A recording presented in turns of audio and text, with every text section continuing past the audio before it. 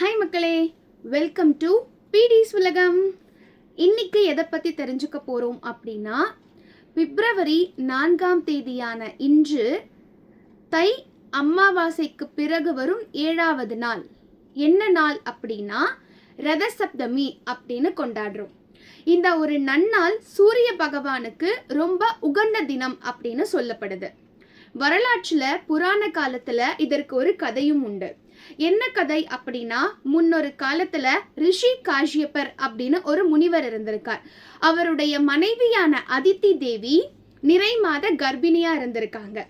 மதிய வேளையப்போ தன்னுடைய கணவருக்கு உணவு பரிமாறிட்டு இருக்கும் பொழுது தன்னுடைய வீட்டினுடைய கதவு தட்டும் ஓசை கேட்டது.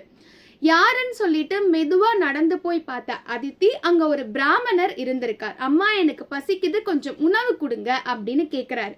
அப்போ அதித்தி தேவியும் கொஞ்ச நேரம் வெயிட் பண்ணுங்க, இதோ வந்துடுறேன் அப்படின்னு சொல்லிட்டு மெதுவா நடந்து உள்ள போய் அவங்களுடைய கணவர் சாப்பிட்டு முடிக்கும் வரை அவருக்கு மட்டுமே பரிமாறிக்கொண்டு அவங்க சாப்பிட்டு முடிச்சதும் இருந்த உணவுப் பொருட்களை கொண்டு வந்து அந்த பிராமணருக்கு கொடுக்குறாங்க.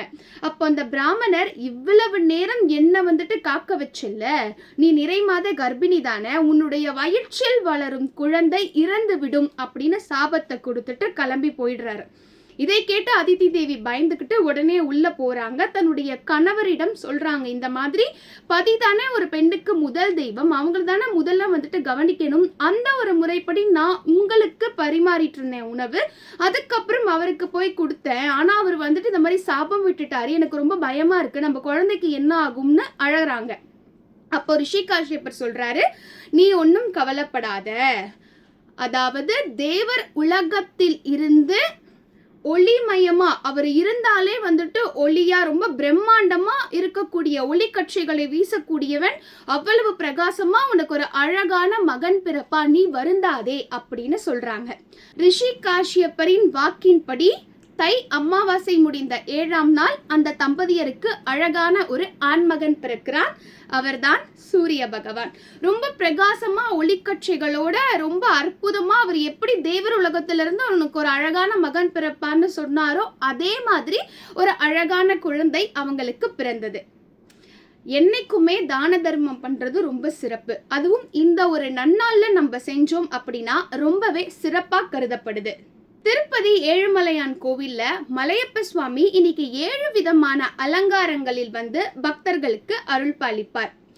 தெற்கிலிருந்து சூரியன் உத்தராயண காலத்தில் நகர துவங்குமா.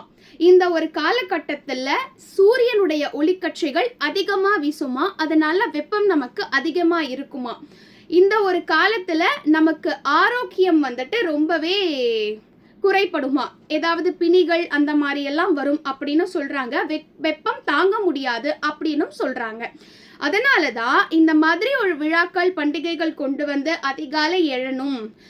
ரத சப்தமி அன்னைக்கு கூட எப்படி நீராடணும் அப்படின்னு சொல்லியிருக்காங்க அப்படின்னா, 7 விதமான எருக்கன் இலைகளை உடம்பில் வைத்து குளிக்கணும் அப்படின்னு சொல்றாங்க.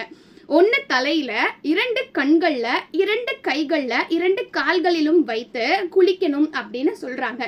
அதாவது ஒளிக்கற்றையிலிருந்து விடுபடக்கூடிய அந்த காரணிகள் அந்த எருக்கன் இலைக்கு இருக்கு. பொதுவாகவே எருக்கன் செடி அதற்குரிய மகிமை ரொம்ப ஜாஸ்தியாவே இருக்கும்.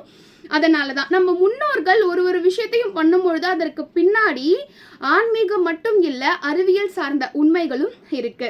அதே மாதிரி பெண்களா இருந்தாங்கன்னா தலையில மஞ்சள் மட்டும் அட்சதை போட்டு குளிக்கணுமா, ஆண்களா இருந்தா அட்சதையை மட்டும் போட்டு குளிக்கணுமா.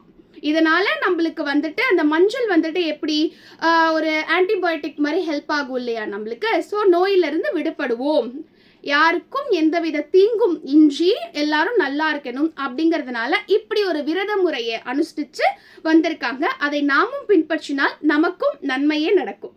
இந்த ஒரு நன்னாள்ல உங்க எல்லாருக்கும் சூரிய பகவானுடைய அருள் பரிபூர்ணமா கிடைக்கட்டும். யாரு என்ன நினைக்கிறோமோ அந்த நல்ல காரியங்கள் நல்லபடியா நடக்கும். நன்றி, வணக்கம்.